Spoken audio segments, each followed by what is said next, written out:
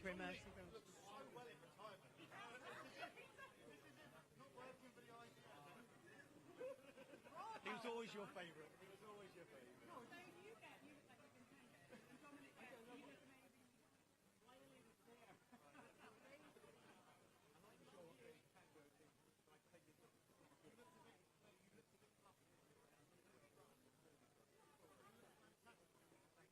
I was flustered when I arrived, absolutely. Right. Car filled up, the notice Prince Harry and you're running. I'm going to go and sit down.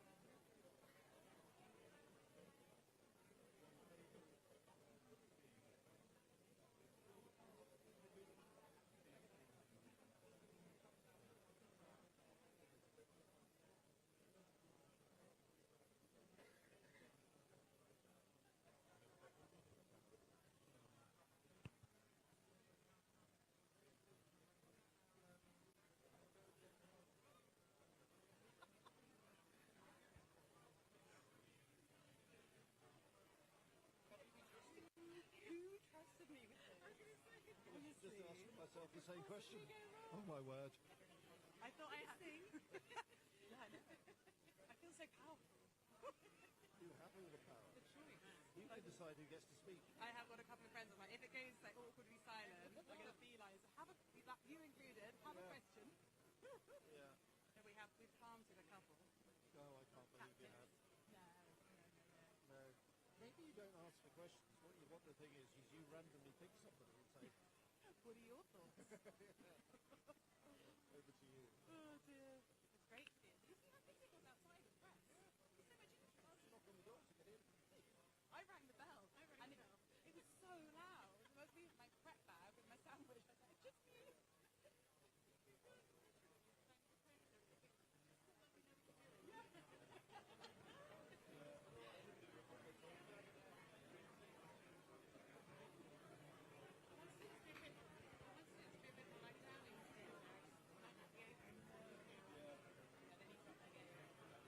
I actually have a question about my mic job, and I don't know who to ask. My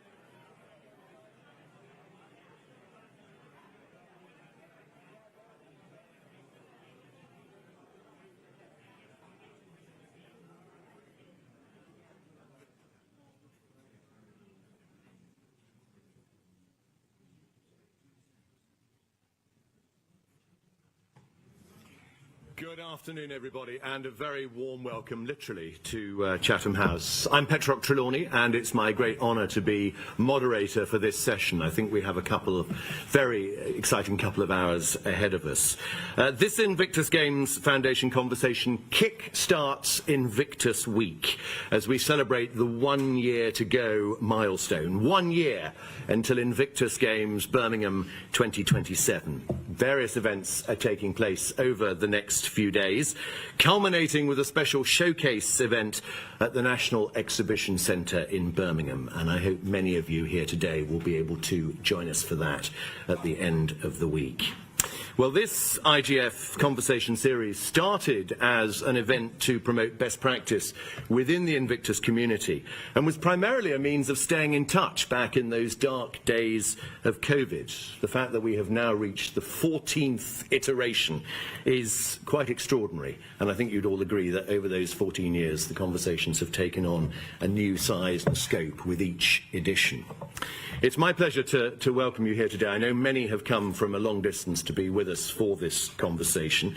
Welcome whether you're in the room here at Chatham House or whether you're joining us virtually online. I know people are tuned in around the globe to our session this afternoon. From Policy to Practice is the title of this afternoon's session. For the first time we have an international ministerial panel, and we're going to look to discuss how veteran agendas are being addressed and put into practice across Invictus nations, with a particular focus on Denmark and Georgia. It is a jam-packed programme ahead of us. I think my main task is going to be keeping things moving so everybody gets a chance to say what they want to say. In a moment, we're going to hear from the patron of the Invictus Games Foundation, Prince Harry, the Duke of Sussex. I know, sir, everyone in the room is delighted you're with us today. First, I'd like to welcome the chair of the Invictus Games Foundation, Lord Charles Allen.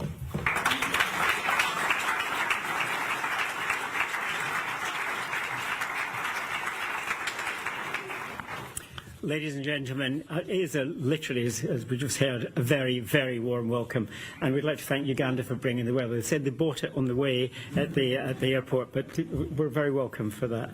It's a pleasure to open this event. As you said, it's our 14th iteration of the conversation.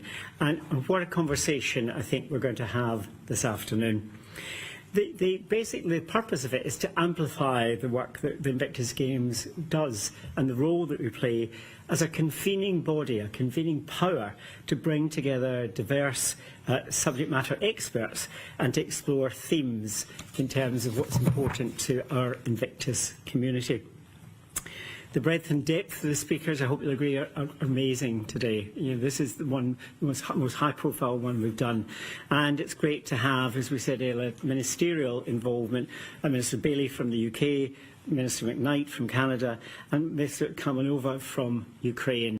Really important to have different voices in the room, sharing experiences and looking at how we not only look back, but how we look forward and how the Invictus Games in the next decade can actually play such an important role in global politics and moving things forward. Those of you who are online, hopefully can see us and hear us from all over the world, and those of you who are physically here today will hopefully feel that this afternoon has enriched your knowledge, skills and experience about the issues that veterans face, and equally importantly, the issues their family faces on a daily basis. We were just chatting about that earlier with the Minister. And it's also about shaping global policies, family policies, not just veteran policies, but family policies. We're not here today just to hear about politics, because I've been in organisations for many, many years, sports organisations, government and business, and I'd rather have, rather than a great strategy and poor people, I'd rather have the opposite. And what we've got here with Invictus and with people in the room, we have an amazing strategy, but we also have amazing people. Because it's not about what you're thinking, it's what you actually do on the ground. It's boots on the ground that really make a difference to people's lives. So what we want you to take away from this session today is how you turn policy into practice. In every part of the world, in every part of the Invictus movement, policy into practice. Just remember that phrase throughout the day. And basically, today's dialogue is part of an ongoing effort. It's not a one-off. This is something that's happened 365 days, 7 days a week. around the world, and we'll hear from other countries what they're doing. Nobody's got a cookie-cutter approach. It's not the same in every country, but we've got essence of ideas that can actually genuinely make a difference. We'll also build momentum to this very special week where we bring in the Games back. Prince Harry created the Games in 2014. It's great to bring it back to the UK. But it's also important that it has become even more international. From the 14 countries that came to London more than a decade ago to the 26 countries that are represented in these games as such. And also what the armed forces means for the UK, and we'll hear from the Minister later in terms of what the Games coming to Birmingham means, because also Birmingham has a very special part in actually the rehabilitation through sport, as we'll see later in the week. And it really is going to make a massive difference globally. And I want to thank the team from Birmingham who are here today. We'll see more of them, you'll meet more of them as we move forward throughout the week. But it's just a very special week. It's a whole week of celebration.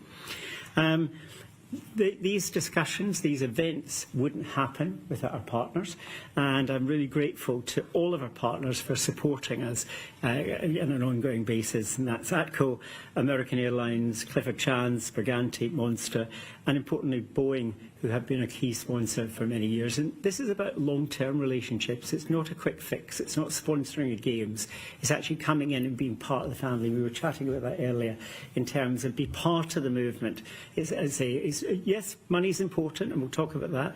Money is very important, but it's much more than money. It's about engagement as such. When I became chairman 4 years ago, we were celebrating, we just celebrated 10 years.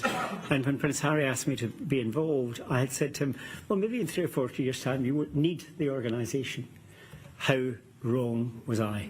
And that's a sad thing, that basically I think we're needed even more now than we probably were even needed back in 2014. I never thought at my age then effectively I'd see war in Europe, and look what we're facing on a day-to-day basis as such. So that's really important. But those partnerships are really important to us in terms of long-term partnerships. I challenged the team when we had this 10-year celebration. I said, think about 10x. The next decade, we need 10 times more money, we need 10 times more activity, we need 10 times more impact. And the role that we play is really important in terms of that role from a geopolitical perspective, as well as a financial perspective and a very practical perspective to change and save people's lives. And those of you, many here, have been to Games before us. It's quite an inspirational and transformational thing to go to. It really is. And I think I'm very excited about having that on our home ground here in Birmingham. However, there's no person more familiar with what we do than the man who created, our patron and founder of the IGF, Prince Harry, the Duke of Sussex.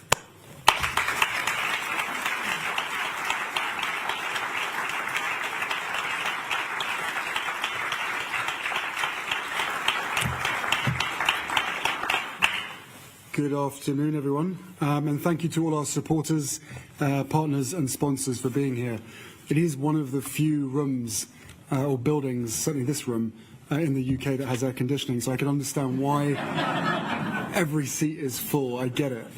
But looking around this room, I see people representing different nations, different governments, different militaries, different organisations, and of course different approaches to recovery. And that's exactly as it should be. No two countries are the same. No two healthcare systems are the same. And no two military cultures are the same either. And what brings us together is far more important than what sets us apart. Every one of us believes that those who have served their country, and in particular those whose lives have been changed by that service, deserve more than our gratitude. They deserve opportunity, the chance to redefine one's purpose and identity. They deserve to truly feel our admiration and respect. And they deserve every chance to build the life that they choose beyond military service. That's what the Invictus community is all about. Now, over the next 2 hours, you'll hear about programs, partnerships, policies, and practical solutions, all in the hope of making progress, which comes when we're prepared to learn from one another. For many people, the Invictus Games are the moment that they first encounter this community. They see extraordinary competitors on the field of play, incredible families supporting from the stands, and they witness resilience in its purest form. But those of us here know that the Games have never been the destination. In many respects, they and the training to get there are the beginning, the catalyst, a spark that can ignite recovery, rebuild confidence, and reconnect people with a community that understands them. The real work happens long before the opening ceremony, and the legacy continues long after the closing. It happens in rehabilitation centres. It happens in local gyms or in their garage, across communities around the world. It happens through families who never give up, through coaches, clinicians, welfare teams, employers, and of course, volunteers. Through veterans supporting veterans. And through leaders who choose to invest in people rather than simply admire their resilience from a distance. One of the greatest privileges of the past 12 years has been meeting wounded, injured and sick service personnel from every corner of the world. Different languages, different uniforms, very different stories. Yet the same determination, the same humour, the same instinct to keep moving forward, even when the road ahead looks uncertain. And that unconquered spirit isn't unique to one nation. It belongs to all of us. And recognizing that shared humanity is what has allowed this community to grow beyond an event into a global movement. Each country represented here is writing its own chapter. Some have well-established recovery pathways. Others are only just beginning their journey. Neither is more important than the other. Because progress isn't measured by how long you've been doing something. It's measured by your willingness to listen, adapt, and keep improving. That spirit of shared learning is why this Invictus conversation matters. It isn't about finding one perfect model. It's about understanding what works in different contexts and asking how we can make it work for more people. So, how do we remove barriers? How do we create systems that don't just respond to injury, but enable people to thrive afterwards? How do we ensure that recovery isn't defined by a program with an end date, but by a lifetime of opportunity? And these are questions that no one nation can answer alone. But together, we have a remarkable opportunity to learn from one another, to challenge each other, and ultimately to strengthen the support available for every wounded, injured and sick service person and veteran wherever they live.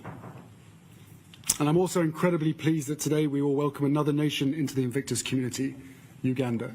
Thank you.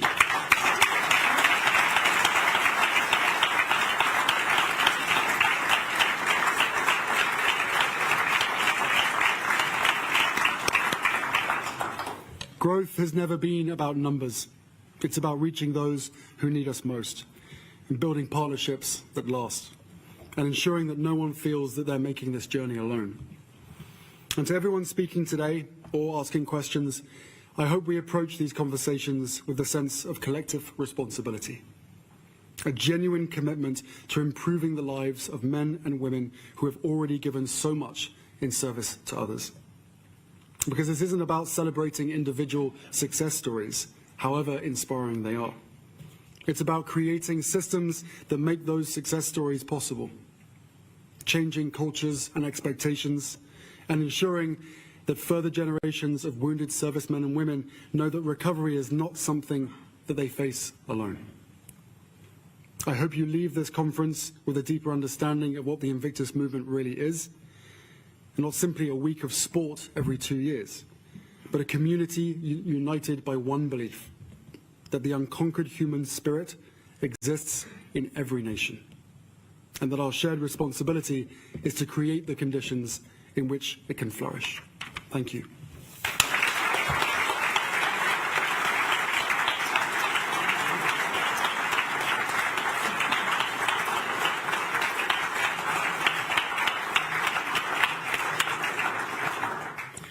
thank you, sir, for that brilliant agenda-setting speech that absolutely sets out our pattern for the conversations about to unfold this afternoon.